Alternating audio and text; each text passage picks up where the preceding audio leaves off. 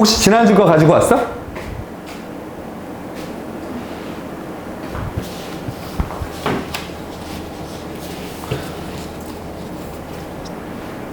지난주 받은 거 저쪽에 있어? 그거 꺼내오고, 없어도 뭐 크게 상관없을 것 같아. 지난주 있던 작품들을 조금 봐야 될 것 같아서 그거 좀 보고. 잠깐, USB.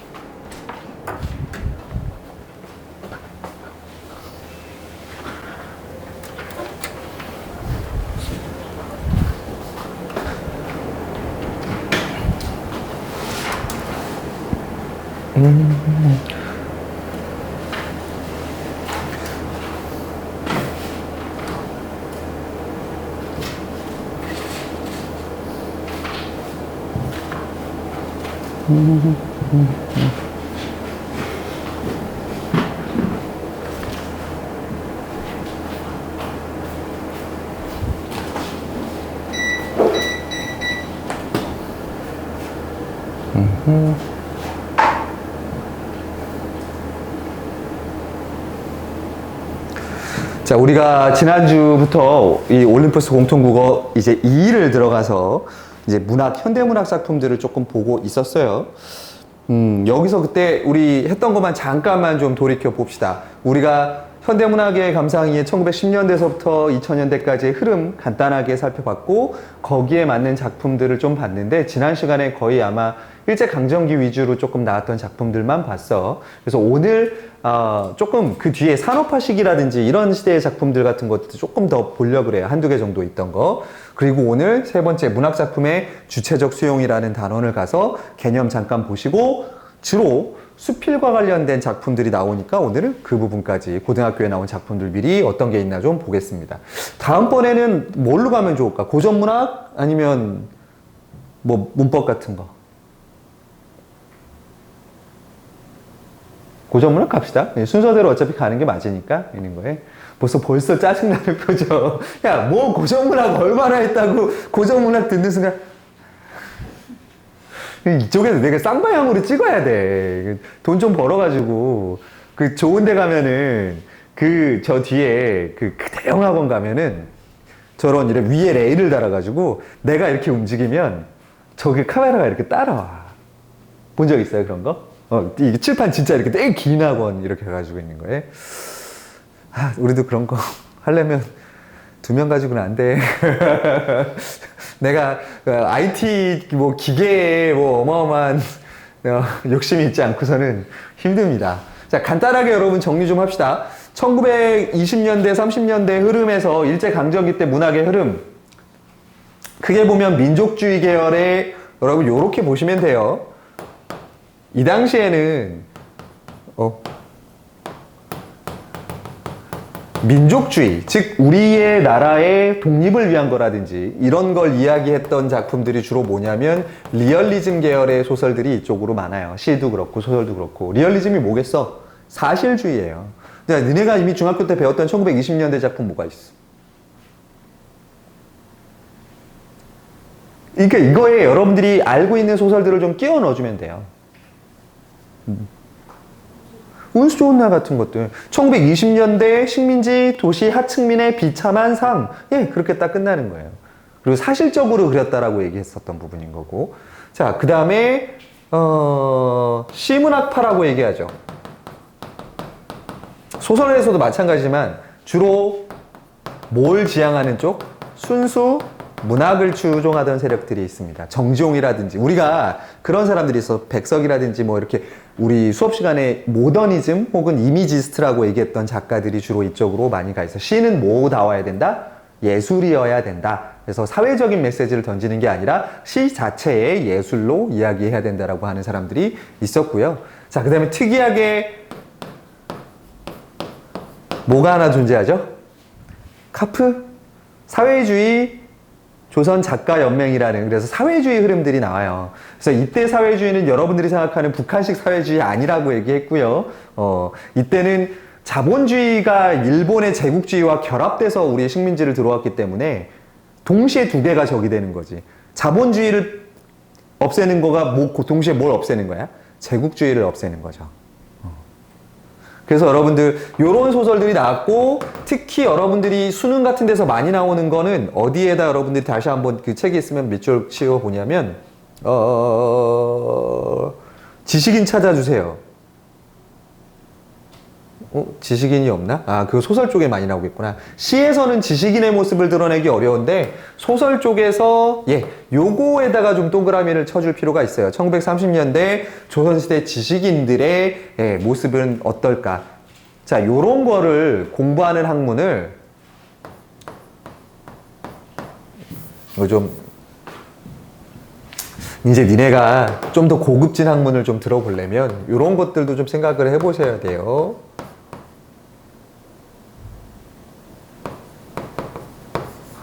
맞나? 콜로니얼 맞아요, 이거 철자? 콜로니가 뭐야, 콜로니? 그럼 이거겠다. 콜로니가 아마 이걸 것 같은데. 콜로니가 뭐야? 식민지. 그러면 포스트 자가 붙으면 뭘 얘기해?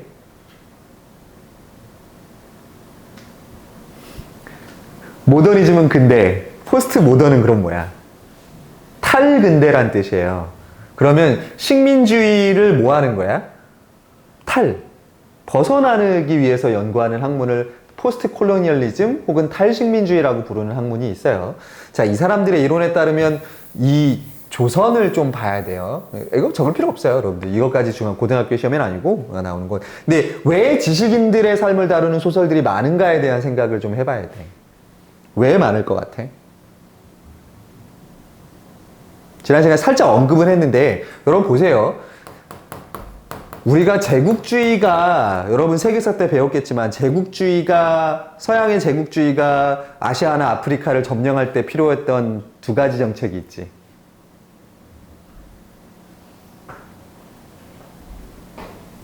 얘기해 주세요. 인간의 세계에서도 동물의 세계인 뭐가 등장한다? 약육강식과 적자생존이 인간의 삶에도 적용된다라고 얘기했던 그거. 즉 인간에 뭐가 있는 거야? 계급의 차이가 있다, 품질의 차이가 있다라고 얘기하는 거였거든. 똑같아요, 여러분. 제국주의가, 일본도 제국주의잖아. 우리가 일본을 제국주의라고 부르는 이유가 바로 이거잖아. 식민지가 있으면 어디가 있는 거야? 제국이 존재하는 거지. 자, 그럼 일단 제국은 우리가 알다시피 일본이고 식민지는 조선이었단 말이야, 있는 것. 자, 그러면 또다시 식민지 안에서는 누가 존재해?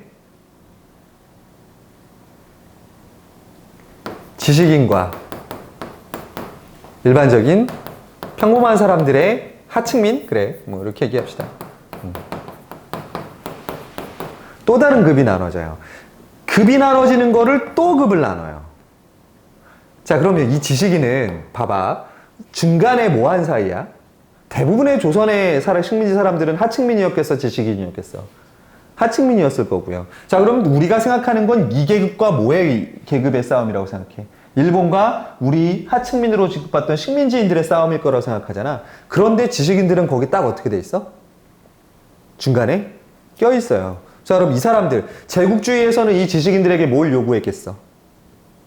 니네는 조선인이 아니야. 니네는 우리 같은 일본인이야. 그러니까 니네가 잘해야지 조선이 일본인처럼 살 수 있어라고 얘기하고요. 이 사람들 눈에는 이 사람들은 뭐처럼 보여? 일본에 협력해서 쟤들 잘 먹고 잘 사는 걸로 보이려고 했단 말이야. 자, 그렇다면 지식인들은 자기가 이 제국의 전략을 알았을까 몰랐을까? 알아요. 자, 그러면 그거에 저항하면 어디로 내려가야 돼? 하층민으로 내려가야 돼. 여러분 같으면 할래 안 할래? 자, 그럼 조용히 뭐 하고 있으면 돼? 입 다물고 제국에 동조하면 자기는 편하게 기득권층으로서 조선에 살 수 있어요.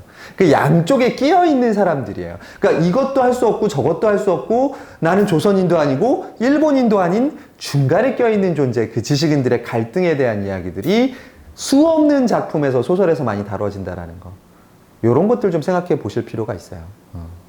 자, 근데 여러분 여기에 페미니즘을 하나 제가 더 얹어볼게요. 제가 대학교 다닐 때 또 사회학이라든지 페미니즘 공부를 했으니까 남학생들 없으니까 좀 더 편하게 얘기할 수 있을 것 같은데, 자, 이 관계 속에서 하층민에서도 누가 존재해? 남과 여가 존재하죠. 이 조선에 있었던 신문제도의 사상이 그대로 와요. 자, 그러면 최하층에 누가 존재하는 거야? 식민지에 여성이 존재해요. 자, 이 부분을 노린 게 누구야? 아까 얘기했던 무슨 문학? 카프. 사회주의 여성주의 문학이라는 게 생겨요. 요 당시에. 요 위에도 여기 어디 있을 거야. 카프 또 있는 거에서. 그래서 대표적인 작가인 카프의 대표적인 작가인 최서해라는 작가가 있어요. 자, 이 사람의 이야기 소설의 내용이 어떤 거냐면 너무나 괴롭히는 지주가 있어요. 그러다가 억압을 당하다가 이 여성이 지주 목을 베요. 그러고 도망 다니다가 자유를 쟁취하는 이야기예요. 문학적으로는 어마어마하진 않은데 어쨌든 가장 낮은 곳에 있는 식민지에서의 여성의 삶에 대해서 여성이 주인공인 소설로 들어왔. 그것도 신기한 일인데 식민지의 여성이라는 점에서 더더욱이나 사회주의 문학과의 연관성이 더 깊었을 거예요. 이런 것들. 이런 얘기들이 여러분들 좀 고등학교 소설을 바라보는 관점에서는 좀 다르게 볼 필요가 있다. 자, 그렇게 치면 40년대 작품에서 여러분 이따가 볼 거, 이걸 볼 거라서 지금 이 얘기를 해주는 건데 여기서도 해방 이후에 현실을 그린 작품들에 대해서 꽤나 많은 작품들이 나와요. 자, 해방 이후에 니들이 생각하는 해방 이후의 작품들은 어떤 소설들이 나올 것 같니? 일단 해방됐으니까 어때? 기뻐. 그러나 여러분 시는 짧은 순간에 쓰니까 그게 가능한데 소설은 어때? 저 순간을 만약에 해방된 순간에 기쁨을 그린 소설이라면 그래도 반년은 있다 나와야 되겠지 않아? 소설이니까 있는 거예요. 그래서 저 해방 이후를 그린 작품들을 보면요, 좀 특징이 있어요. 사실은 자기 변명이 되게 많아요. 무슨 뜻 같아? 자기 변명이 많다라는 건.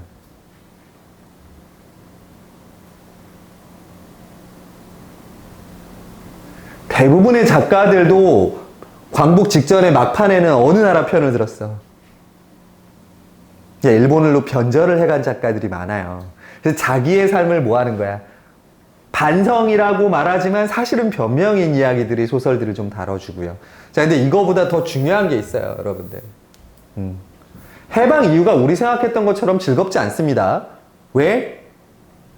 바로 뭐가 일어났으니까? 분단이 일어났기 때문이에요. 그래서 사실은 해방 이후에 즐거운 현실이 아니라 뭐의 대립?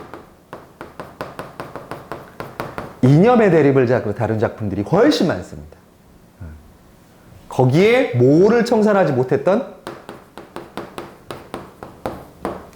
친일을 청산하지 못했던 이야기. 그러니까 온갖 것들이 뭐 하고 있는 거야? 이념 남쪽이냐, 사회주의냐, 자본주의냐, 거기에 친일했던 사람들이 어느 쪽에 서느냐, 정치적으로 혼란스러운 것들이 통틀어서 나오는 작품들이 요 해방 이후의 작품들에서 좀 나타나요. 그러면 그 시기를 리얼리즘으로 보여주는 소설들 있을 거야. 생각해봐. 있는 그대로 해서 사람들에게 사회를 비판적인 시선으로 보여줄 수도 있고, 또 다르게 하면 어떠한 방법을 쓰면 될까? 사회를 비판하고 싶어.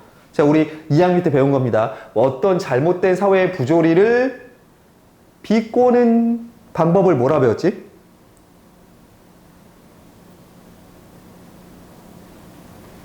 풍자. 사실은 지금 내가 이 풍자 설명하려고 내가 지금 또간집 성대모사를 좀 하려고 했는데 아는구나. 또간집. 또간집 알아? 또간집 알아? 여기 인천 성동이다! 막 이런 거 좀 하려고 했는데 제가 뭐 그게 뭐 안 하는 게 나을 것 같아가지고 결국은 했네. 그래서 그 시기를 풍자적으로 다룬 작품들이 꽤 많이 있어요. 해방 이후의 작품들. 그러면 주로 어떤 사람들이 풍자의 대상이 되겠어? 친일했던 사람들이. 자, 그 작품 보러 가겠습니다. 우리 지난 시간에 안 봤던 거 있어서. 자, 어디로 가시냐면 뒤쪽에 채만식이 우리 돌다리 받고 그때 니네가 하도 뭐라 해가지고 얘 안 봤지? 진달래꽃은 안 봤지? 했어? 아, 그래. 미스터 방으로 좀 가보겠습니다.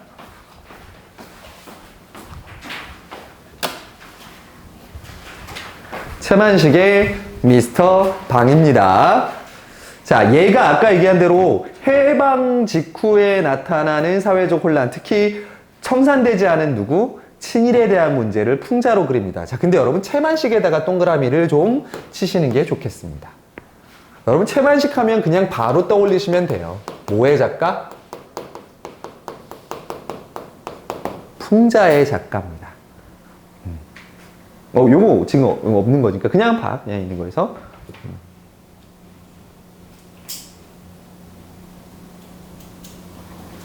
자, 그래서 풍자의 작가인데 이 사람은 원래는 어디 사는 사람이냐면 저기에 살아요.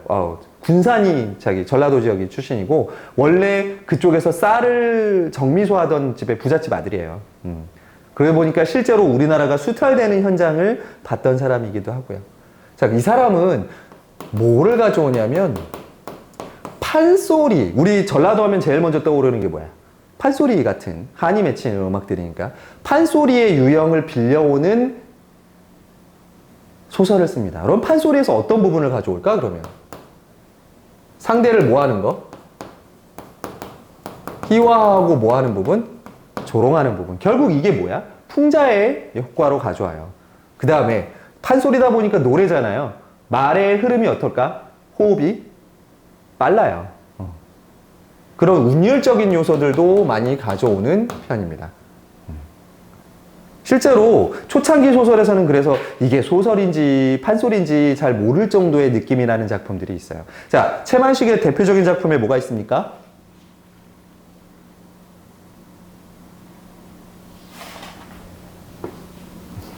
갑자기 나도 지금 얘기하려다 보니까 겁나서 잠깐만. 맞네. 태평천하라는 작품이 있어요.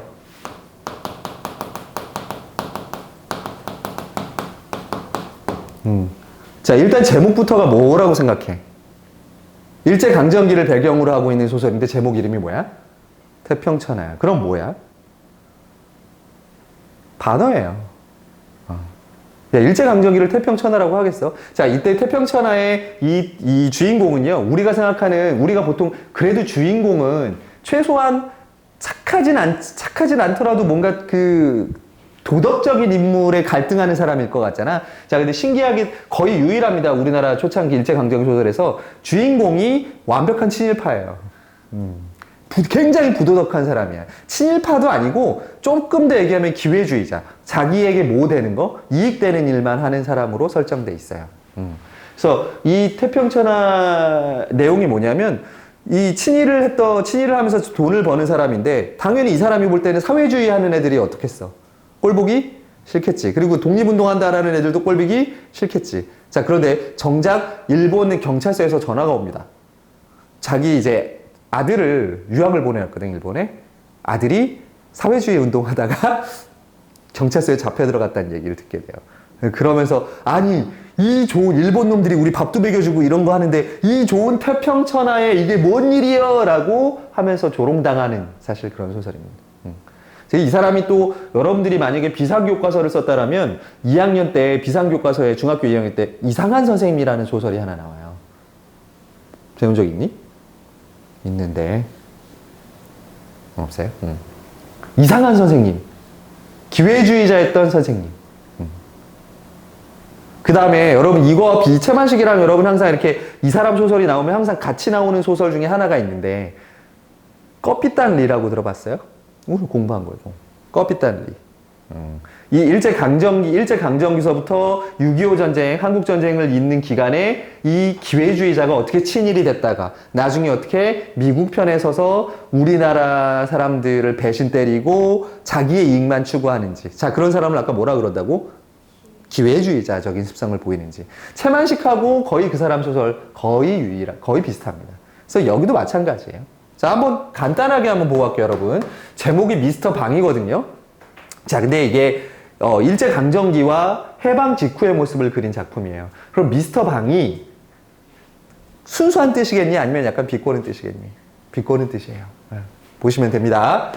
자, 이렇듯 근지는 미천하고 속에 든 것도 없고 가라기가 찢어지게 가난하고 생활은 고작 거리 앉아 오는 사람 가는 사람 헤아리고 고린내 나는 구두짝 꿰매어주고 징박아주고 닦아주고 하는 전업이고 하던. 잠깐만, 여러분 잘 봐봐. 이렇듯 근지는 미천하고 속에 든 것도 없고 가라기가 찢어지게 가난하고 생활하는 것이 고작 거리에 앉아 오는 사람 가는 사람 헤어지고 고린내 나는 구두짝 꿰매어주고 징박아주고 닦아주고 하는 전업이고 하던. 딱 지금 느낌이 뭐로 읽을 수 있는 분위기야?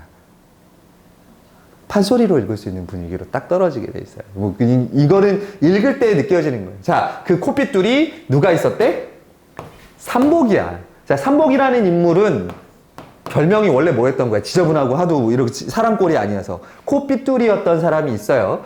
자, 그래서 개구리가 올챙이 쪽을 생각 못한다더니 발칙한 고얀 놈 하고 누가 생각해? 백주사라는 사람이 생각을 한 거. 주사자가 붙은 거 보니까 이 사람은 친일본 밑에서 뭐 한 사람이야? 한 자리 해먹은 사람인 거지. 자, 근데 이미 나왔어. 자, 그러면 우리가 소설을 볼 때 조금 먼저 살펴볼 게 뭐야? 시점이지. 시점은 뭐 같아? 자, 지금 삼복이 외모도 다 얘기해줬고 백주사의 속마음까지도 얘기해줬어. 그럼 뭐겠어? 전지적 작가 시점이 될 거야. 이런 거. 왜냐면 여러분 풍자를 하려면 상대의 속마음을 이야기하면서 뭐 해줘야 돼? 비꼬아줘야 되거든. 겉모습만 가지고 풍자하기 쉽지 않다고. 이런 거에. 그리고 판소리 고전소설이잖아. 고전소설은 대부분 무슨 시점이야? 전지적 작가 시점. 그렇게 연결시키시면 돼요. 니네가 배웠던 박시전도 전지적 작가 시점.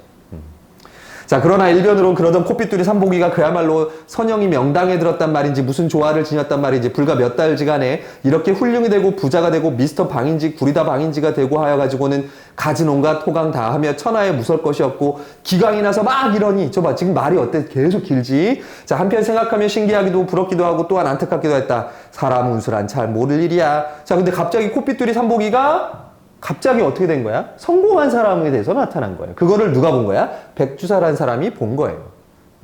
백주사는 속으로 절절히 이렇게 탐복도 아니치 못하였다. 왜? 부러우니까. 그래서 코삐뚤이 삼복이 이 눈부신 발씨는 그러나 백주사가 희한히 여기는 것처럼 무슨 명당이 났거나 조화를 지었거나 그런 신기한 곡절이 있는 바가 아니요 지극히 간단하고 수월한 것이다. 다만 몸에 지닌 재주 가운데 총기가 좀 좋아서 일찍이 자, 뭐 하나를 익혔던 거? 영어 한마디를 익혔다라는 것 때문에 이 사람이 다시 이렇게 성공할 수 있었던 거야. 그러면 북한 쪽이 아니라 어느 쪽에 있었던 거야? 남한 쪽에서 있었던 거고요.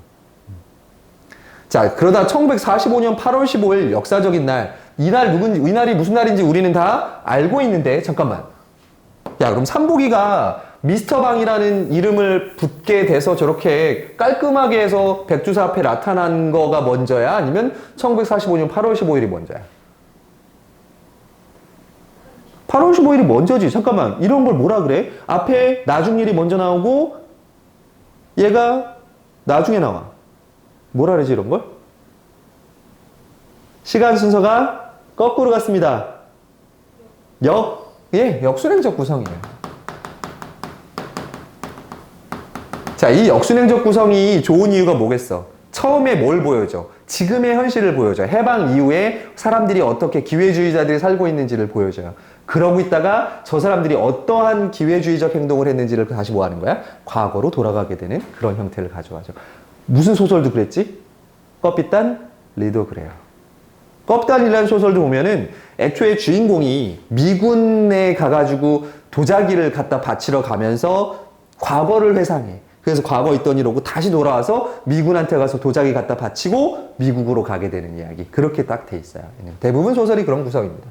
자, 이날은 신묘만기로 방삼복은 삼복이가 방씨니까 미스터 방이고 종로의 공원 건너편 은달에 앉아 구두의 징을 받으면서 해방의 날을 맞이하였다 그러나 삼복은 감격한 줄도 기쁜 줄도 모르겠었다. 자, 삼복이는 우리나라가 해방되는 거, 독립되는 거에 대해서 관심이 있어 없어? 없어. 왜? 지나가는 행인이 서로 모르는 사람들끼리 덤수가 껴안고 기뻐하며 눈물을 흘리고 하는 것이 삼복은 속을 모르고 차라리 쑥스러워 보일 따름이었다. 몰려다니는 군중이 오히려 성가시고 만세 소리가 귀가 아파 이맛살이 찌푸럴 지경이었다. 몰려다니고 만세를 부르고 하기에 미처 날 줄 정신이 없어. 손님이 뭐 했어? 부쩍 들었어. 그 누구도 지금 이 시기에서 구두 딱 끌어오는 사람이 없었던 거예요. 광복되고 나니까. 그래서 우라질, 독립이 배부른가? 자, 이런 사람들을 뭐라 그런다고? 자기의 이익만 쫓아서 행동하는 사람들을 우리가 기회주의자라고 할 거고요. 자, 이렇게 그는 두리번거리면서 반감이 솟았다. 2, 3일 지나면서부터야 삼복에게다운 해방의 혜택이 나눠졌다. 10전이나 15전에 박아주던 징을 50전을 받아도 눈을 부라리는 순사를 볼 수가 없다. 자, 순사는 누구야? 일본 사람들이었거든. 자, 일본 사람들이 사라지니까 무서울 것이 없었던 거야. 그래서 오라, 그렇다면 독립도 할 만한가 보다. 자, 리을에서 미음으로 독립에 대해서 긍정적으로 변하게 된 건 문제에서 이렇게 속이겠지. 뭐라고 속일 것 같아, 문제에서는? 드디어 그래도 민족의 현실을 깨닫게 되었기 때문이다. 이런 게 아니죠. 자, 왜 그렇게 된 거야? 뭐가 됐기 때문이야. 광복이 돈이 됐기 때문인 거죠. 자, 삼복은 지금 10개를 봐가지고 5원을 받아 넣으면서 이렇게 속으로 중얼거리기까지 했다. 그러다 며칠이 못 가서 삼복은 다시금 해방을 저주하여야 했다. 삼복이 저 혼자만 돈을 더 받으며 더 받아 상관이 없는 것이 아니라 첫째 도가들이 제 맘대로 재료값을 올렸던 것이다. 도가가 뭐냐면 여러분 도매상입니다. 자, 삼복이가 돈을 벌려면 여기 징을 박아줄 때 그 징을 받아올 때 싸게 받아와야 돼? 비싸게 받아와야 돼? 싸게 받아와야 되는데 이건 삼복이만 그 해방의 기술을 부리는 건 아니야. 이 도가들이 가격을 오르니까 남는 건 있어 없어 결국 그렇게 되면 가져오는 거 없죠. 자, 그랬더니 뭐라 해 마지막에 이런 옌병을 그놈의 경제건 다 어디로 다 되졌어. 독립은 우라진다고 독립을 한다음 자 또다시 생각이 어떻게 돼요? 또 바뀌어요. 자, 이 뒷이야기는 그럼 뭐겠어? 해방된 이후에 우리나라 남한 쪽에 어느 나라 군대가 들어오고 미군이 들어오고 어렸을 때 잠깐 익혔던 뭐가 있었어 여기? 영어가 있었던 거고요. 삼복이는 그 짧은 영어 하나만으로 미군 옆에 붙어서 뭐가 된 거야? 아까 위에 나왔던 멀쩡한 변화의 시기를 갖게 되는 거죠. 그러면 풍자의 대상이 누구야? 삼복이고 그리고 위에 만났던 여러분 백주사가 뭔 짓을 했는지 모르죠. 자, 이 소설의 오른쪽 위에 보시면 이 소설의 내용 나옵니다. 자, 외국에서 떠돌다가 돌아와 신기료 장수로 연명하던 방산복이 출세한 뒤 의기양양한 모습으로 자, 이 부분이죠. 우리가 봤던 부분. 백주사하고 뭐 하는 부분? 만나는 부분입니다. 자, 그러다가 역순행적으로 가서 광복 직후 통역관이 되어서 권세를 누리는 방산복의 이야기가 나오고요. 위기. 자, 친일로 모은 돈을 광복 이후에 빼앗기게 된 백주사가 여러분 백주사는 친일파였고 그럼 그 세력과 방산복이 둘이 서로 뭐해? 친구가 되죠. 자, 그 이유는 뭐 때문이겠어? 방산복은 친일파를 도와주려는 게 아니죠. 뭐가 되기 때문에 그 일을 도와주겠다는 거야? 돈. 그리고 자기 뒤에 뭐가 있다라는 거. 미군이 있다라는 거에 대해서. 자, 그러다가 방산복이 뱉은 양침물을 맞은 미군 장교가 방산복을 때리면서 끝까지 뭐 하는 부분 같아? 조롱하는 거죠. 이 사람이 있는 거에서. 결국 미군도 방산복의 능력이나 이런 게 아니야. 그냥 쟤는 그냥 뭐일 뿐이야. 그냥 미국의 식민지에 있는 그냥 영어 좀 하는 그냥 그저 그런 놈일 뿐이에요. 이런 내용이 되겠습니다. 자, 문제는 되게 빠르게 풀죠. 자, 윗글에 대한 설명으로 가장 적절한 것. 답 바로 나오죠? 1번. 오케이. 역순행적 구성입니다. 자, 여러분 요 액자식 구성에다가 밑줄 좀 그어볼까요? 자, 여러분들 천재노 교과서 쓰는 학생이니까 여러분들이 액자식 구성을 배울 기회가 있었어요. 언제? 예, 1학년 때 공장나방. 그래서 근데 공장나방은 조금 우리가 알고 있는 우리나라 소설의 액자 소설은 좀 다른데 여러분 우리나라 액자식 소설의 특징이 있어요. 특히 여러분 우리나라 60년대, 70년대 작품들의 액자 소설이 많이 나와요. 80년대까지. 왜냐하면 당시 사회를 비판하고자 했던 리얼리즘계 소설들이 있어요. 자, 그럼 바깥 이야기에서 주로 서술자는 누가 되냐면 기자가 있어요. 자, 기자가 뭔가에 누가 실종됐다라든지 아니면 어디에 무슨 사건이 발생했다 해서 그걸 뭐 하러 가? 취재하러 가요. 가가지고 있는 동네에서 넋을 놓고 있는 할아버지 한 번을 만나죠. 그래서 할아버지 이거 어찌된 일인지 아십니까? 그러면 할아버지가 뭐래? 글쎄 그건 말이지 이러면서 액자 이야기 안으로 가는 거죠. 안에서 이제 실제로 무슨 일이 있었는지 뭐 대기업의 탄압이 있었든지 아니면 독재 정권에 의해서 탄압된 사람이 있었든지 뭐 여러 가지 이야기들이 나오다가 다시 나오죠. 자, 그러면 안의 이야기랑 밖의 이야기랑 연결이 될까 안 될까? 돼야 돼요. 그러니까 액자 소설을 쓰지 안 되는 거면 굳이 액자 소설 이유가 없어요. 이야기는 별개지만 이 기자가 그 안에 이야기에서 들은 뭐가 있을 거야? 깨달음이나 정보가 있을 거죠. 그러면 앞에서 보던 시선과 뒤에 보던 시선이 어떻겠어? 달라지겠죠. 사회를 바라보는 시선 같은 거. 이런 걸 보여주는 게 액자식 구성. 우리나라 소설에서의 액자식 구성이 많습니다. 다음 2번. 자, 기업임에 대한 이해로 가장 적절한 것. 근데 얘는 여러분, 요거는 그냥 답을 보여줄게요. 자, 여기 보시면, 여기 나옵니다. 미스터 방인지, 구리다 방인지. 자, 미스터 방, 구리다 방. 지금 방이 미스터와 구리다라는 발음의 유사성을 가지고 뭐 하고 있는 거야? 말장난을 하고 있죠. 자, 이런 걸 뭐라 그래? 소설에서 말장난하는 걸. 이런 걸 뭐라 그런다? 유식한 말로 언어유희라 그럽니다. 말장난을 한자로 쓰면 언어유희죠. 얘는 거. 자, 근데 또 나오지만 여러분 이 언어 유희는 주로 풍자에서 많이 쓰는 거고요. 특히 어디에서 언어 유희가 많이 나와? 판소리에서 많이 나옵니다. 결국은 그런 지점이 있어요. 또 있는 거에서. 춘향전에서 니네가 대표적으로 나오는 게 있냐면 그 암행어사 출두요 이러면서 막 당황스러워하는 장면에서 뭐가 나오냐면 아유 춥다 바람 들어온다 문 닫아라. 원래 그렇게 돼야 되거든요. 근데 당황하니까 거기서 양반이 그렇게 얘기해요. 문 닫아라. 바람 닫아라. 문 들어온다. 이렇게 이제 말을 위치를 바꾼다거나 아니면 자 거기서 이몽룡이 사또가 벌이고 있는 잔치에 가가지고 뭐라 그래? 갈비 하나 주소 그러면서 그쪽 갈비를 이렇게 훅 잡는 거죠. 사실은 이 갈비가 아니라 뭔 갈비를 얘기해? 음식 갈비인 건데. 자 그런 건 뭐를 이용한 언어 유희? 동음, 이의어를 이용한 언어 유희. 얘네는 발음의 유사성을 이용한 언어 유희. 그래서 나중에 여러분 고등학교 가시면 언어 유희를 만드는 7가지가 8가지인가가 있어요. 그거를 패턴을 다 보셔야 됩니다. 그건 내신에서 여러분들 학교 선생님들이 지정해 주실 거예요. 그런 걸 뭐라 그런다? 말장난하는 걸 언어 유희. 언어 유희는 주로 어디에 사용한다? 대상을 비판하거나 풍자할 때 사용한다 라는 거 기억해 주시면 되고요. 자, 고난도입니다. 보기를 참고할 때 위글에 대한 감상으로 적절하지 않은 것. 풍자란 부정적인 대상이 지니고 있는 모순을 발견해가는 비판적인 기법. 채만식의 미스터 방해는 사회적으로 혼란한 시기에 세태변에 발빠르게 적응하고 자신의 이익만을 추구하는 이기적 기회주의적인 인간형. 그래, 기회주의적 인간형이 등장하네요. 그 인물은 민족의식, 역사의식이 결여된 존재로 그려짐으로써 풍자의 대상이 된다. 이 작품에 쓰인 풍자는 대상을 정면으로 공격하기보다는 외향을 희화하거나 행동을 애둘러 빈정대거나 조롱하는 형태의 풍자가 드러납니다. 이런 것들. 여러분 대상을 정면으로 공격하는 풍자는 주로 리얼리즘 계열 소설에서 많이 쓰죠. 얘는 비꼬는 형태로 가게 됩니다. 판소리가 그렇죠, 여러분. 판소리가 대놓고 사실적으로 표현하는 문학은 아니잖아요. 그런 거에서. 자, 그래서 적절하지 않은 것은 자, 방산복을 콧빗두리 산복이로 칭하는 건 희화시키는 거 맞고 방산복이 영어 마디나 익힌 것을 통해 성공했다는 것은 인물이 보인 처세술이 그의 민족의식과 모순됨을 보여준다. 자, 민족의식과 모순되면 얘는 뭐야? 친일파가 됐어야 돼. 근데 친일파가 된 이유가 어떤 사상적인 것 때문이 아니라 오로지 친일파도 아니었지? 방산복은 더군다나. 그때는 그냥 콧빗두리 산복이었고.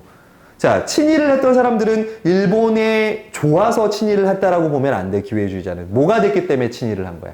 돈이 됐기 때문에. 자신에게 이익이 돼. 그게 기회주의자의 특성입니다. 이거 조심하셔야 돼요. 고등학교 가서도 기회주의자 하면, 그래, 친일을 했으니까 일본에 대한 어떤 기대가 있었겠지. 혹은 미국에 붙을 때는, 미국에 대한 어떠한 신념적인 뭐가 있었겠지. 그게 아니에요. 그냥 오로지 자기의 이익이 된다라면 했던 사람들을 이야기합니다. 자, 여러분, 요게 이제 좀 위험한 얘기긴 한데, 이때 친일이 청산이 안 됐죠. 그 이유가 여러분, 친일했던 사람들이 나중에 어디로 붙어요? 지금 이 사람처럼. 친미로 붙죠. 자, 그 다음에 친미했던 사람들이 뭘로 붙어요?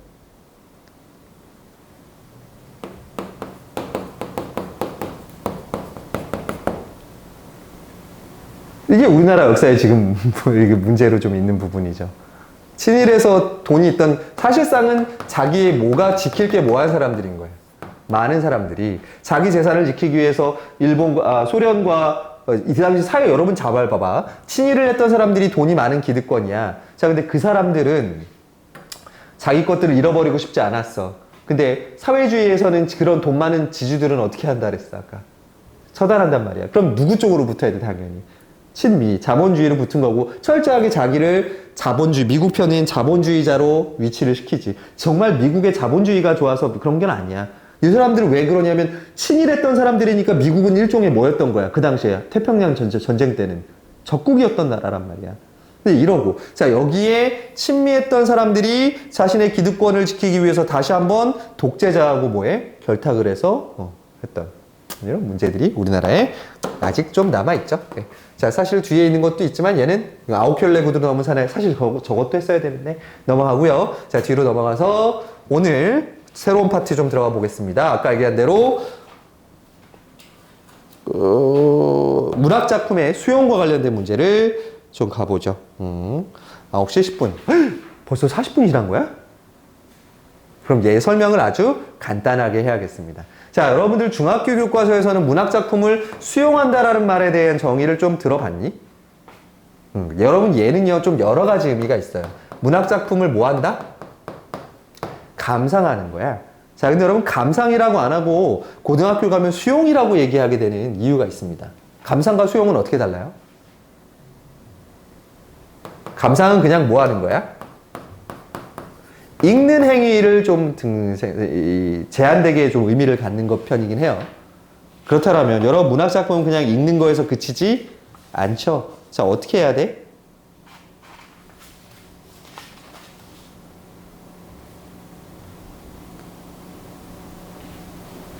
좀 더 여러분 읽는 것에서 플러스 좀 더 어떤 적극적으로 읽는 행위가 들어가야 되니까 작품을 뭐하고 평가하고요. 그것을 어디에다가 자신의 삶에다가 적용시켜보는 활동까지를 하는 게 수용이라 그러는 거예요. 여러분 수용은 내 안으로 뭐 하는 거야? 받아들이는 거잖아. 그러면 그냥 단순하게 읽는 걸 수용이라고 해서는 안 되고 그걸 자신의 삶에다가 맞춰서 평가도 해보고 자기에게 맞다라면 그걸로 작품으로 인해서 뭐 하는 거야? 새로운 가치관이 만들어진다든지 어떤 영향을 주는 것까지 다 들어가게 돼요. 그래서 간단하게만 동그라미 쳐볼까? 문학작품의 수용한다는 것은 표현하고자 하는 내용을 독자가 이해하고 평가하고 적극적으로 작가와 뭐하는 행위? 소통하는 행위. 이 과정에서 독자는 자신의 삶을 돌아볼 수도 있고 타인에 대한 이해 폭을 넓힐 수 있다. 결국 큰 의미의 감상이라고 보셔야 돼요. 그래서 수용이란 말을 씁니다. 그럼 문학작품을 수용하는 방법은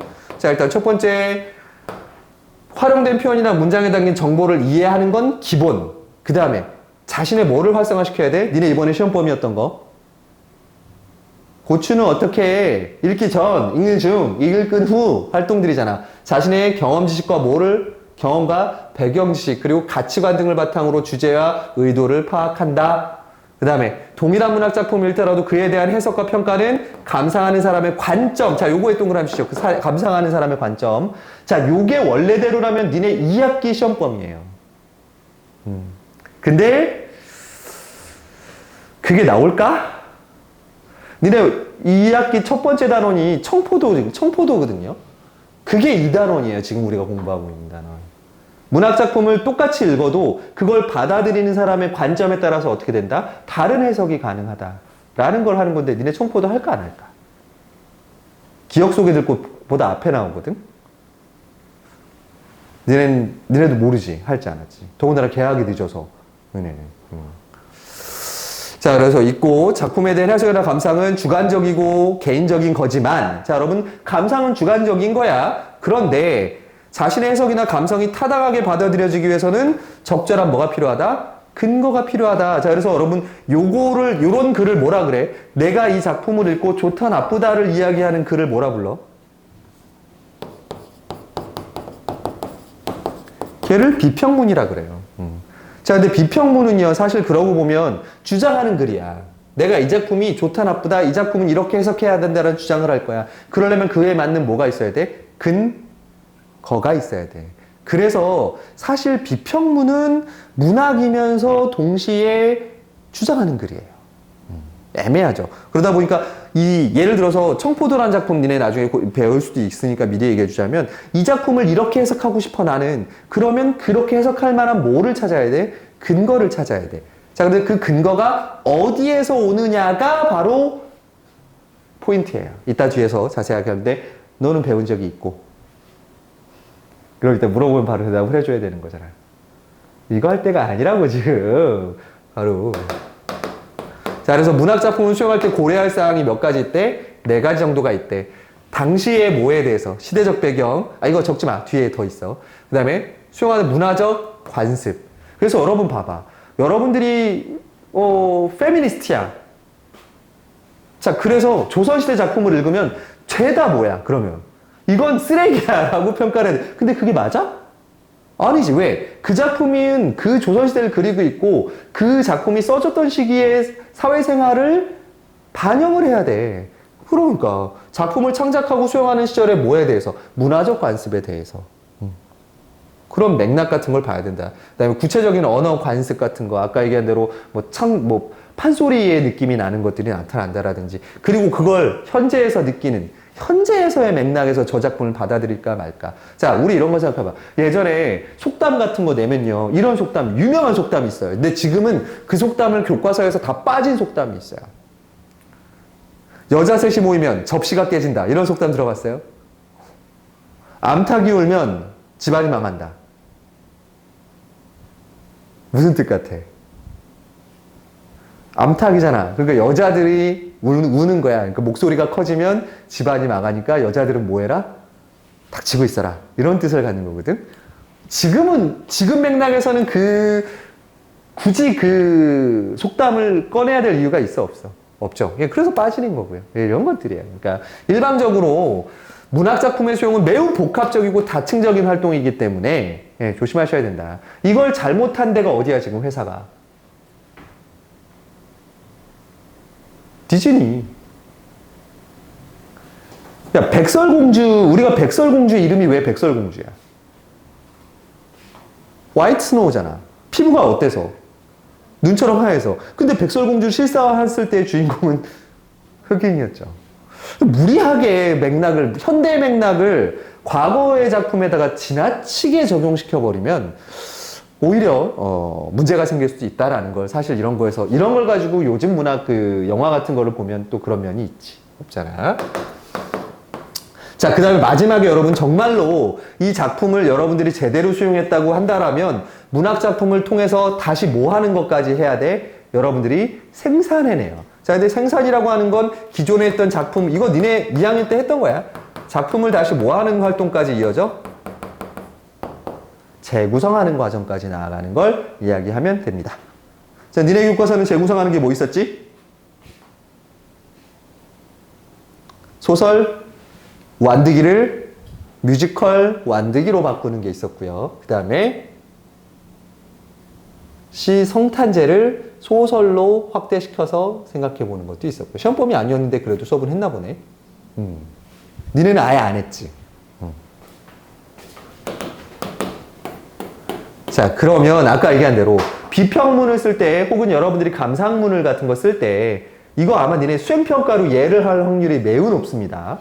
이번 2학기 때. 문학작품을, 내가 이 작품이 이래서 좋다라는 근거를 가져오려면 그 근거에 뭐가 있어야 돼? 어디서 근거를 가져오냐에 대한 뭐가 있다? 관점이 있다. 자, 그 관점이 총 3가지가 있어요. 여기에 하나 더 있구나. 자, 여러분, 일단 얘 3개를 묶으세요. 얘를 외제적 관점이라 그럽니다. 외제적. 그러면 외제적의 반대는 뭐겠어? 내재적이죠. 자, 그럼 우리 내재적부터 좀 하고 갑시다. 자, 문학작품을 감상할 때 여러분, 제일 먼저 우리가 이거 좀 요즘은 그렇게 안 배우는데, 옛날 자습서나 뭐 지금도 그래요. 자습서 같은 데 보면 일단 시가 나왔어. 자, 그러면 거기에 뭐가 나와? 시의 주제. 그 다음에 시의 중심, 소재. 그 다음에 시에 나타난 운율. 그리고 반복되는 단어. 자, 이런 거 나와요.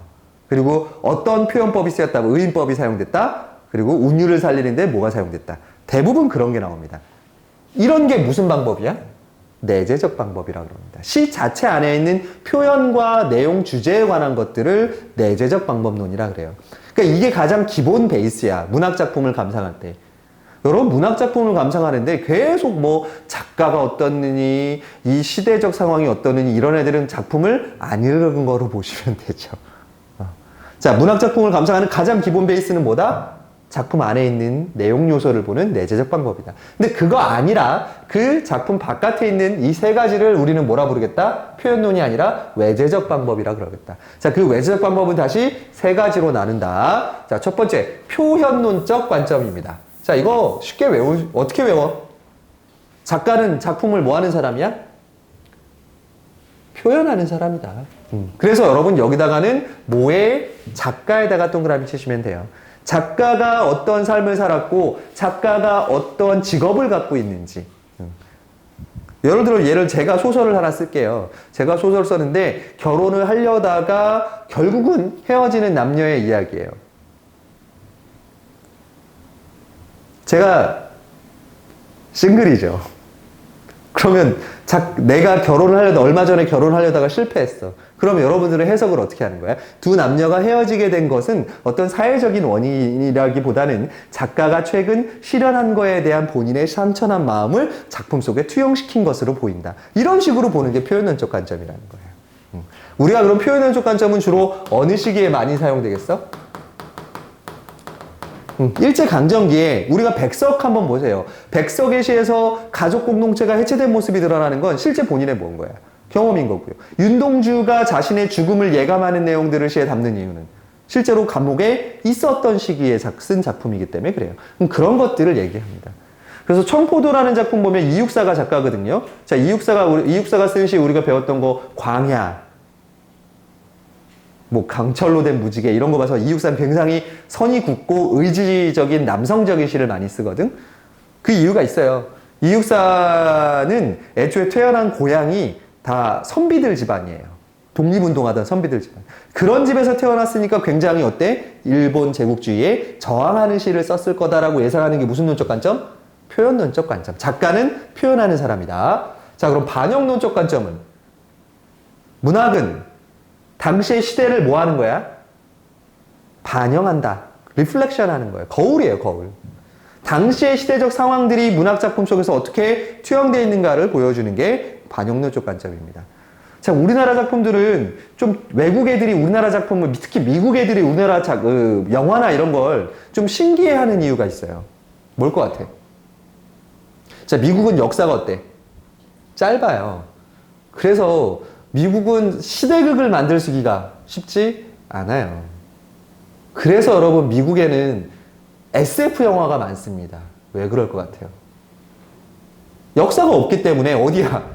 없는 역사를 만들어야 돼. 그래서 미국의 SF 영화를 보면 아무것도 없는 우주 광활한 영역을 뭐 하는 거야? 땅을 차지하러 가는 이야기거든? 사실 그 얘기가 미국이 서부를 뭐 하던 이야기야. 인디언들을 죽이고 개척하는 이야기랑 똑같은 구조를 갖고 있어요, 사실. 그러니까 그런 식으로 해석하는 게 반영론적 관점이라고 하는 거예요. 근데 우리나라 작품들은, 우리나라는 역사도 길지. 거기에 하도 특히 현대문학에서는 뭐가 많아? 사건이. 최한 100년 동안은. 나라 망했지. 그 다음에 또 뭐도 있어? 식민지도 겪었지. 그 다음에 전쟁 겪었지. 독재 겪었지. 산업화 겪었지. 민주화 겪었지. 시대별로 시대적 상황이 안 들어갈 수가 없어요, 우리나라 작품들은. 그래서 우리 지난주에 했던 연도별로 나눴던 게 바로 그 얘기죠. 있는 것들. 자, 그럼 이제 마지막 세 번째. 효용론적 관점입니다. 효용론은 뭐야? 작품을 읽고 독자가 어떠한 efficiency, 효과가 있었느냐를 얘기하는 거예요. 어떠한 가치를 느꼈는가. 그래서 독자의 반응이라고 적어 놓으시면 돼요. 효용론적 관점은. 독자가 어떤 반응을 했느냐.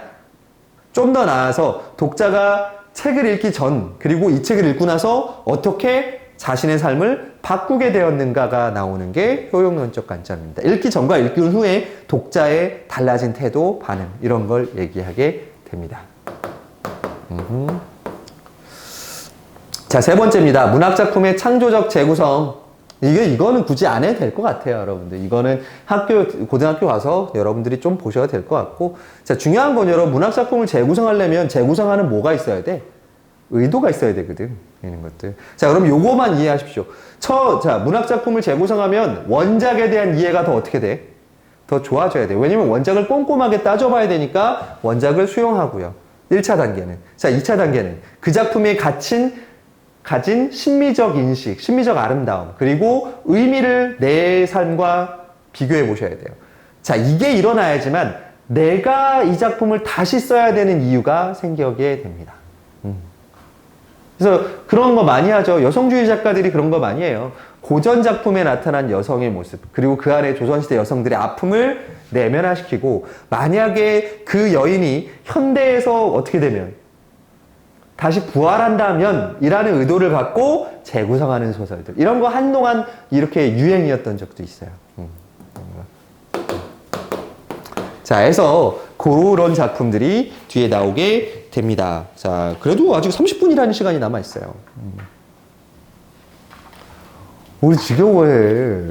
나 얼마 한 것도 아닌데. 자, 이 작품은 꼭 필수로 좀 보고 가셔야 되겠습니다. 자, 중학교 때까지는 여러분들이 그게 잘 안 나와요. 극갈래. 우리 초반에 배웠던 거죠. 고등학교 가면 문학작품을 네 가지로 다시 정의한다 그랬어. 시를 뭐라 부르고? 정. 소설은 사. 자, 서정은 뭐야? 순간의 감정들을 표현하는 걸 서정이라 그러고, 서사는 이야기의 흐름이 있는 걸 서사라 그러고요. 그 다음에 뭔가 교훈을 주는 목적을 가진 작품들을 교술이라 그러고요. 들어봤어, 교술? 교술이라 그래요. 가르칠 교자, 이야기 술자. 이야기로 가르침을 준다? 교술. 지금 우리가 아는 무슨 갈래가 그럼 교훈을 주는 갈래야? 수필이 바로 그런 교술 갈래고요. 그다음에 마지막으로 어떤 무대나 다른 사람 앞에서 상영이나 보여줌을 전제로 해서 쓰는 글을 뭐라 그래? 그걸 극이라 그럽니다. 극갈래라 불러요. 자, 극갈래 안에는 우리가 아는 뭐가 있어? 자, 영화를 위해서 쓰는 걸 뭐라 그래? 시나리오. 그 다음에 연극을 위해서 쓰는 걸 희곡이라 그럽니다. 자, 이런 것들이 중학교에서는 잘 다뤄지지 않아요. 근데 고등학교 가면 연극 대본이 특히 많이 나올 겁니다. 그 연극 대본에 원래 두 명의 유명한 저기가 있어요. 그 작가가. 우리나라 연극의 대가, 희곡의 대가인 쌍두마차 둘이 있는데, 한 분이 5년 전에 날아갔어요.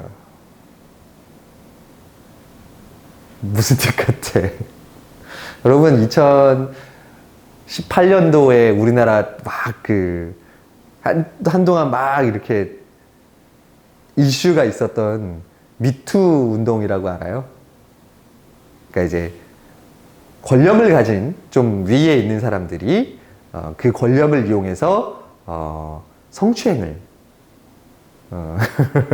한 것들을 이제 피해자들이 당당하게 내가 그렇게 당했다라는 걸 폭로를 하는 사회적인 운동이었어요. 왜? 다 숨기려고 했었거든. 근데 이 당시에 우리나라를 대표하는 이 두 명의 작가가 있었는데 한 분이 너무나 이제 좋은 연극을 쓰시니까 이제 그 당시에 조금 이제 실수를 하셨던 것들이 있어서 그분 작품이 통째로 다 삭제가 되면서 자, 결국 이강백이라는 이 한 분의 작품만 나오게 되어 있습니다. 그래서 이강백이라는 사람의 작품, 이분의 작가의 희곡 작품은 꼭 알아두시는 게 좋습니다.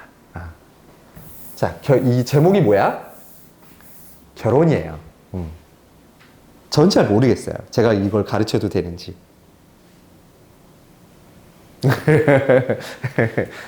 자, 여러분, 연극은, 자, 우리 한번 이거 비교해 봅시다.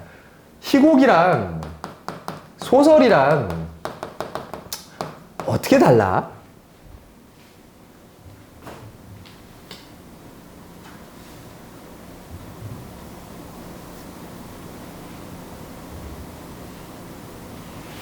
가장 큰 차이점이 뭔 것 같아? 이거 니네 완두기 할 때 배웠잖아. 뭐가 있고 없고 차이? 서술자가 있고 없고의 차이가 사실 가장 크죠.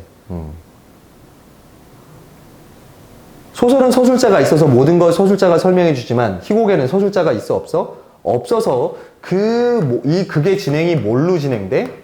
인물의 대사나 뭘로 이어져? 행동으로 이루어지지. 자, 이런 인물의 대사나 행동을 표현하는 희곡에는 세 가지의 요소가 있습니다. 대사, 지문, 해설이라는 걸로 이루어지죠. 자, 대사는 뭐야? 여기서 사람들이 나누는 말의 양이에요. 자, 대사는 다시 세 가지로 나눕니다. 왜 삐죽해? 칸을 내가 잘못 써서 그런 거야? 미안해. 죄송합니다. 자, Y양처럼, S양처럼 지금 아무것도 안 쓰던 학생은 편한데, 미안해. 필기하고 있어가지고. 농담이야. 아저씨가 뭐라고 혼내는 거 아닌데. 나 어제 우리 1층에 있는 편의점 아저씨랑 싸웠단 말이야. 그래서 지금 마음이 좀 불편해. 상처. 우리 3년 동안의 우정이 어제 박살이 났거든. 자, 대사라는 건 여기에 나와 있는 사람들의 말이거든요. 자, 대사는 다시 두 사람이 혹은 세 사람, 여러 사람이 나누는 대화. 배우지 않았어, 이거? 만들기 때? 너는 내가 가르쳤는데 왜 배운 적이 없다 그래? 사람들의 행동을 표현하는 건 지문 혹은 지시문. 지시문은 다시 두 가지로 나누지. 무대의 뭐 조명이라든지 음악 같은 걸 얘기하는 지시문 혹은 사람들의 배우들의 행동을 지시하는 지시문 이런 것들이 있고요. 해설. 자, 마지막으로 해설이 있습니다. 해설은 희곡의 초반에 처음에 이 희곡의 등장인물은 누구고 어떤 배경에서 이런 일이 일어난다라는 간략하게 소개해주는 글이거든요. 있는 것들. 잠깐만, 뭐가 이상한데? 나 잘못 설명했어. 잠깐만. 지금 내가 지문하고 해설이 지금 설명이 된 거고요. 다 그냥 쓰지 마. 그냥 이해해. 이런 거. 자, 두 사람이 이야기하면 대화. 혼자 이야기하면 뭐야? 독백. 왜 알면서 왜 그러면 지적을 왜? 너도 지금 웃었던 이유가 그거야? 저 인간 또 헛소리 하네. 지금 그거였던 거야? 이럴 때 연우가 있었어야 내가 연우를 샌드백을 치는데. 자, 독백은 혼자 하는 거고요. 자, 하나 더 있죠. 관객이랑 배우랑 대화하는 거예요. 방백입니다. 자, 방백은 뭐냐면요. 우리 둘이 막 싸웠어, 연기. 너 그딴 식으로 살지 마. 너도 그딴 식으로 살지 마. 우리 둘이 막 싸웠어. 그러다 갑자기 멈춰. 그러다가 내가 관객을 돌았죠. 그런데 얘 진짜 웃기지 않아요? 여러분들은 어떻게 생각해요? 얘 이해돼요? 라고 관객에게 말을 걸고 너는 배우는 상대 배우는 그 말을 알아들어 못 알아들어? 못 알아듣는 것으로 짜는 걸 얘기하죠. 그걸 방백이라고 해요. 자, 그럼 방백이 나온다라는 건 조금 그냥 평범한 극에서 많이 나오겠냐? 아니면 실험적인 거에서 나오겠니? 실험적인 거에서 좀 많이 써요. 이런 거. 관객이 여러분 원래 관객이라고 하는 건 영화를 보는 느낌처럼 앞에 일어나고 있는 일을 내가 관람하는 느낌인데 방백이 이루어지면 어떤 느낌이 들 것 같아? 내가 그 연극에 뭐 하고 있는 느낌? 참여하고 있는 느낌이 들 거예요. 그 대표적인 작품이 바로 이 결혼, 이강백의 결혼입니다. 일단 여러분 이 작품의 의의를 좀 얘기해 주자면요. 이 작품은 무대 장치가 없어요.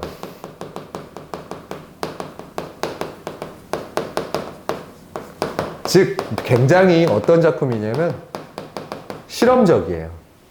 등장인물 딱 몇 명? 3명이 등장인물. 그리고 가장 실험적인 건 중간에 소품을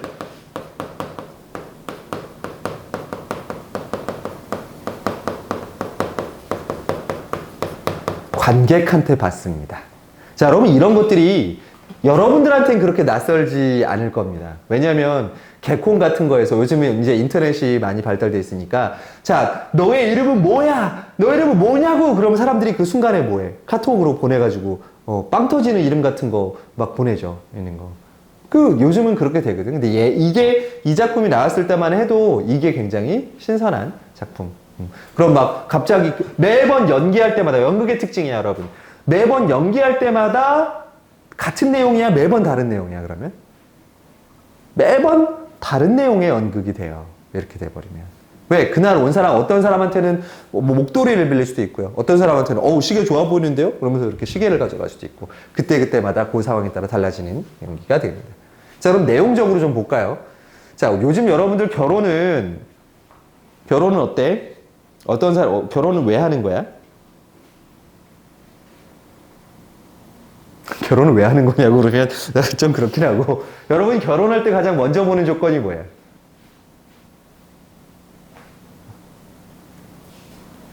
솔직히 아니지. 예전에는 그랬어. 예전에 중고등학교 학생들은 그래도 얼빠. 그래도 얼굴이죠. 뭐 키죠. 외모죠. 뭐 이랬는데 요새는 초등학교 애들한테 물어봐도 그런다며? 돈이요. 너무 슬퍼.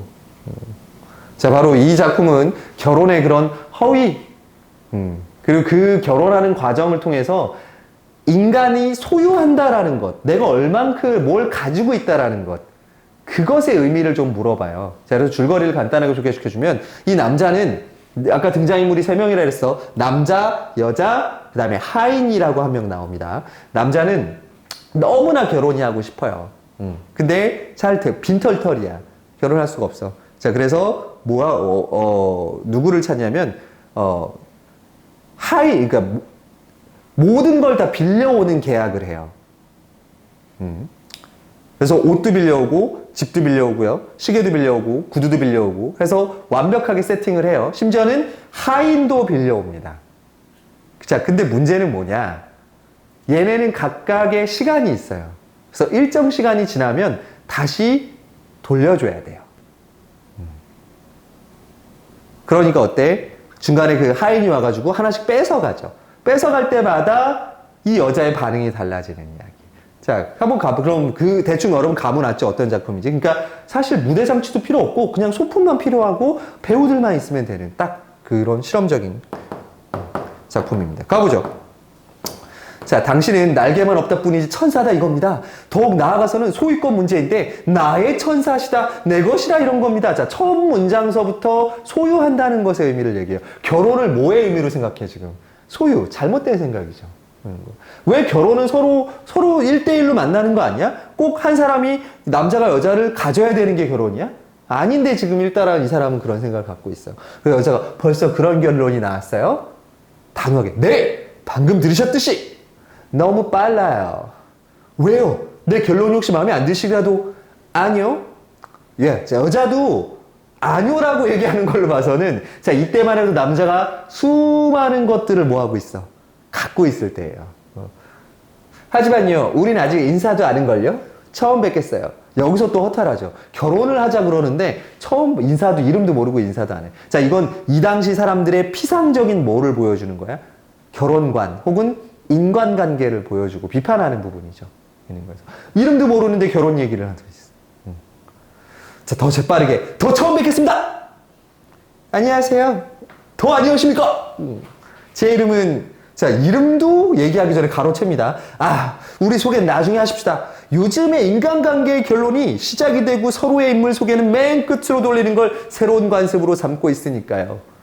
이게 비판하는 거죠. 이것도 그죠? 사회 비판이에요. 그런 관습도 생겼군요. 네, 그건 별로 자랑거리 없는 남자가 첫눈에 반할 만한 여자를 만났을 때 응용하는 방법입니다. 이러면 이제 관객들이 뭐 하겠어? 피식피식 대기 시작하겠죠. 왜냐하면 그 남자가 별 신통치 않은 자기소개할 경우 상대편 여자는 몹시 실망하게 됩니다. 그럼 두 사람의 관계는 뭐가 되겠습니까? 그 즉시 끝장입니다. 자, 이게 뭐야? 첫눈에 상대의 뭐를 보고 결정하는 거야. 얘기도 나누기 전에. 조건이나 외모를 보고서 끝을 내는 관계에 대해 비판하는 거지. 우리는 이런 유감스러운 사태를 피하자는 겁니다. 우리 둘 사이를 풍부하게 한 다음 소개는 그때 가서 하십시다. 좋겠죠, 그게? 네, 좋아요. 자, 이런 걸 뭐라 그런다고? 언격결에 이런 것들을? 지문이라고 한답니다. 하고요, 여러분들. 자, 두 남녀가 의자에 앉는다. 동시에 남자가 청혼을 합니다. 자, 제가 갑자기 청혼을 해? 결혼하십시다. 결혼? 누구하고요? 그야 내가 당신하고죠. 만난 지 몇 분 됐다고 그러시죠? 시간을 따진다면 나도 할 말이 없죠. 내가 얼마나 오래 기다린지 아십니까? 짐작이 안 가시다면 여기 계신 분들을 보십시오. 자, 이때 어떤 동작을 해야 되겠어, 그러면? 여기 계신 분들을 보십시오. 관객을 설정해야지. 그럼 관객들도 뭐야? 나를 이런 식으로 끌어들이고 내 인생의 황금 같은 시간을 그 3분질이나 덧없이 보내고서야. 자, 그때 하인 느닷없이 덤벼들어서 남자의 구두를 벗겨갑니다. 자, 이제 하나씩 뭐 해가는 거야? 이 남자가 빌렸던 물건들을 가져가기 시작합니다. 여자는 몹시 당황한다.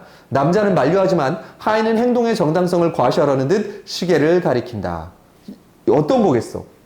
와가지고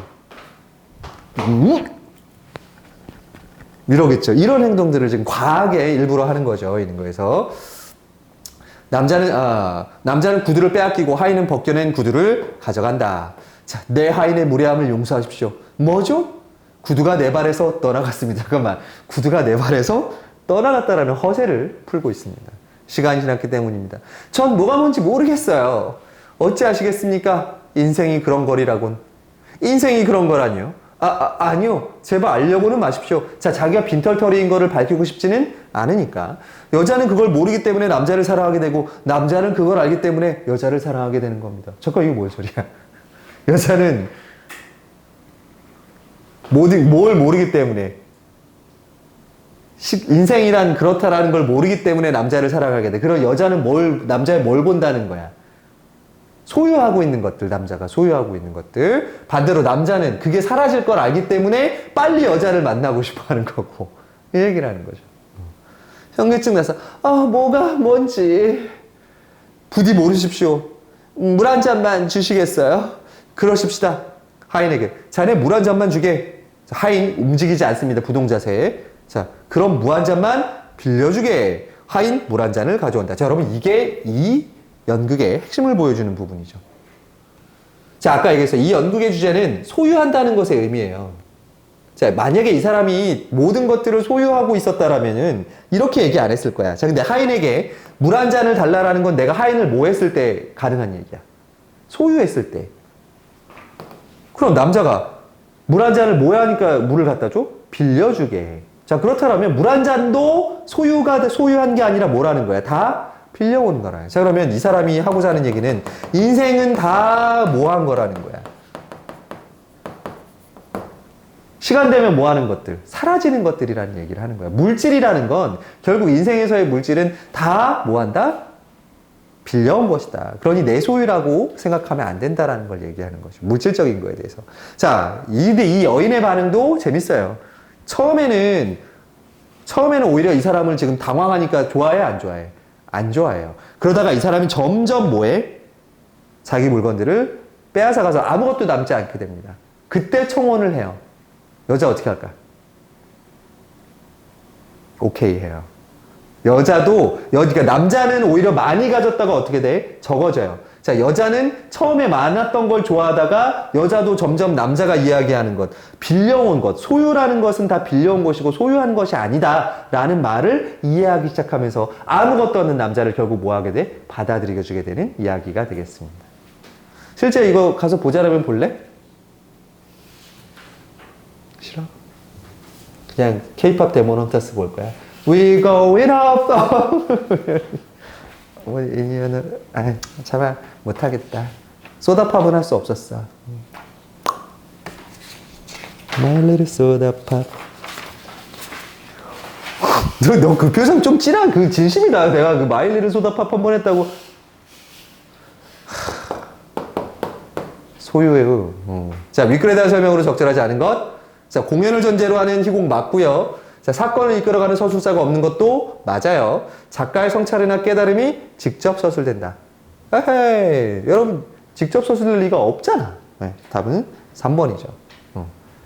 자, 서술자가 없기 때문에 배우의 대사와 행동을 통해 전달이 되고요. 그 다음에 중요한 거 하나 더 나오네. 자, 우리가 완득이 때도 배웠지만 희곡이라고 하는 건 지금 눈앞에 일어나고 있는 일, 과거의 일을 회상해도 현재 일어나고 있는 일, 뭐처럼 한다? 현재형으로 진행된다. 여기다 플러스 몇 가지만 더 적어볼까요? 희곡의 특징. 갈등이 소설보다 더 어떠니? 갈등이 더 고조되는 형태죠. 니네가 생각해봐. 소설이야 앉아서 여러분들이 생각하면서 읽는 거지만 연극은 눈앞에 있는 걸 보러 가는 거란 말이야. 근데 연극이 잔잔해. 밥 먹는 걸로 시작해서 밥 먹는 걸로 끝나. 가능해? 네, 안 봐요. 그래서 갈등이 끊임없이 나옵니다. 그래서 요거 기억하는지 한번 물어봐야겠습니다. 발단, 희곡의 구성 단계. 발단, 전개, 다음에 뭐가 와야 돼? 절정이 바로 들어옵니다, 여러분. 대신 이렇게 그리면 안 돼. 소설은 어땠어? 절정이 거의 뒤에 있고 뭐 하는 거야? 결말이거든? 갈등이 해소되거든? 근데 얘는 절정이 빨리 와요. 그 다음에 갈등이 바로 떨어지는 게 아니라 어떻게? 서서히 떨어지지. 그 부분을 뭐라고 불렀었지? 하강이라고 했던 부분이 있습니다. 근데 완득에서 하강이 어떤 부분이었어?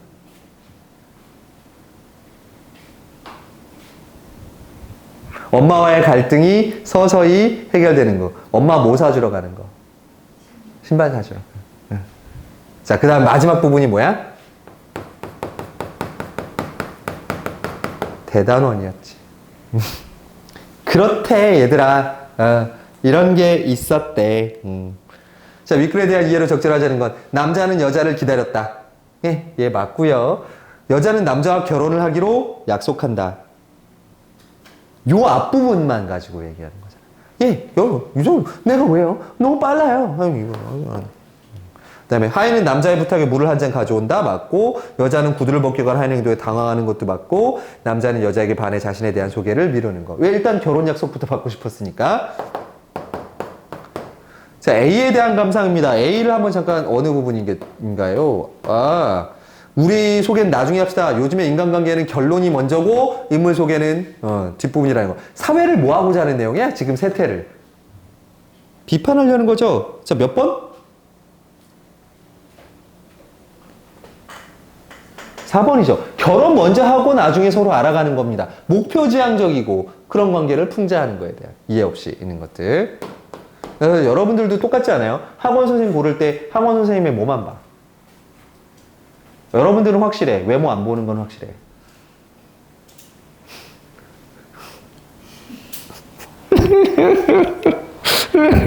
이렇게 자기 비하를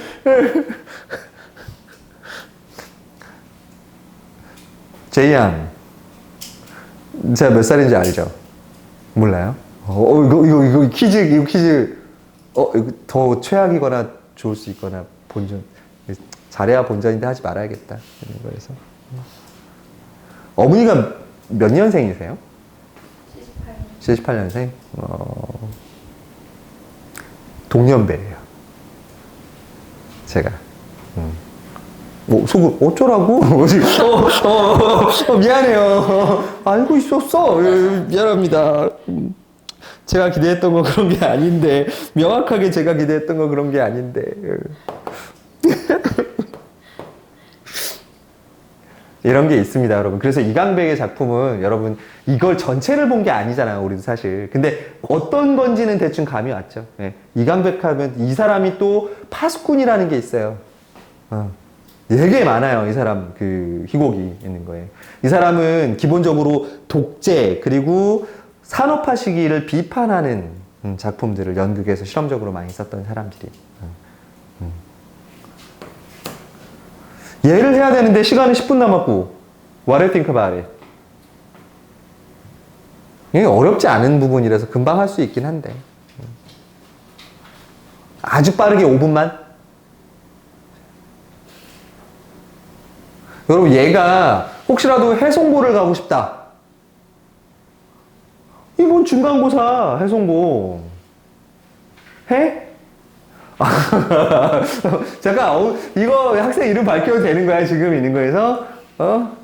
S양, S양이라고 부르죠. S학생, 이거 해도 되는 거야? 좀 해야 되지 않아? 다음 주에 하자고. 여러분, 그러고 보니까 벌써 다음 주가 특강 마지막 주예요. 벌써 우리가 3번째고 지금 있는 거예요. 얘는 근데 여러분 학기 중에 계속 갑니다. 요 올림푸스 특강은 있는 거예요. 이 책 이제 계속 하는 거니까. 자, 여러분들 좀 그거 생각해 볼 필요도 있을 것 같아요. 제가 작년에는 3학년 학생들을 1월 달까지 내가 억지로 끼고 있었거든. 안 간다 그래가지고 자기 갈 데 없다고, 자기 받아주는 학원 없다고 애들이 1월 달까지 안 나가서 1월 달까지 뭐를 해줬냐면 화요일 날 저녁 10시에 시작하는 수업을 해줬어요. 이런 수업을. 니네는 하면 10시에 시작한 시간 되니? 8시 30분에. 평일날? 방학 아닐 때. 8시 반 해도 돼? 근데 이제 다 되는 게 아니라서 대부분 학원들이 10시에 끝내는 학원들이 많아서 10시에 끝나면 혹시 할 의향은 있니? 시작하면? 수요일 날만 돼? 안 되고 나머지는 되고 화업밖에 안 되고. 근데 화요일 날 하게 되면 이제 제가 휴일이 하루로 줄고요. 목요일 날 하게 되면 이제 애들 막 내신이랑 또 막 겹치고 이러는 또 이제 불상사가 생기고요. 저는 왜 국어를 했을까요? 그냥 수학을 해서 좋은 소리 듣고 큰 소리 치면서 할 수도 있었을 텐데요.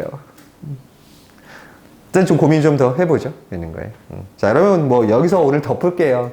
대신 오늘 했던 거 요거 니네 2학기 시험에 나올 수 있다라는 거 좀 생각하세요. 아까 얘기한 대로 감상하는 관점에 관한 이야기. 다시 물어볼게.